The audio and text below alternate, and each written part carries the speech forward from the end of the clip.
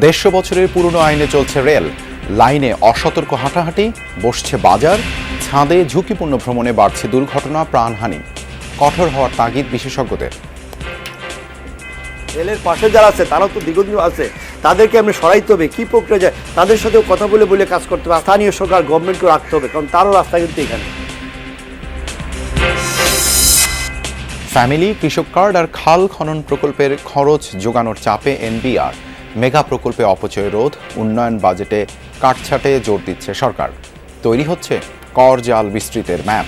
এই মুহূর্তে কিন্তু সরকারের এক ধরনের রাজস্ব সংকট রয়েছে, সুতরাং এই মুহূর্তে সরকারকে অন্তত যৌক্তিকভাবে ব্যয়েরও প্রশ্ন দাঁড়ায়। কিভাবে আমরা করবো সেই কর্মসূচি আমরা গ্রহণ করছি। আমরা বেশ কিছু জায়গা চিহ্নিত করেছি। হামের উপসর্গ নিয়ে 19 দিনে 94 শিশুর মৃত্যু, জানিয়েছে স্বাস্থ্য অধিদপ্তর। রাজশাহীতে নেই নমুনা পরীক্ষার কোনো ব্যবস্থা। কাল থেকে টিকাদান কর্মসূচি শুরু। যুক্তরাষ্ট্রে এক বাংলাদেশি নারীকে হাতুড়ি দিয়ে পিটিয়ে হত্যা করেছে দুর্বৃত্ত। একজনকে আটক করেছে পুলিশ। কমিউনিটিতে শোকের ছায়া। দীর্ঘ 1 মাস পর দেশে পৌঁছেছে মধ্যপ্রাচ্য যুদ্ধে নিহত বাংলাদেশের মরদেহ। বিমানবন্দরে কফিন গ্রহণ করেন মন্ত্রী, প্রতিমন্ত্রী। পরিবারের পাশে থাকার আশ্বাস।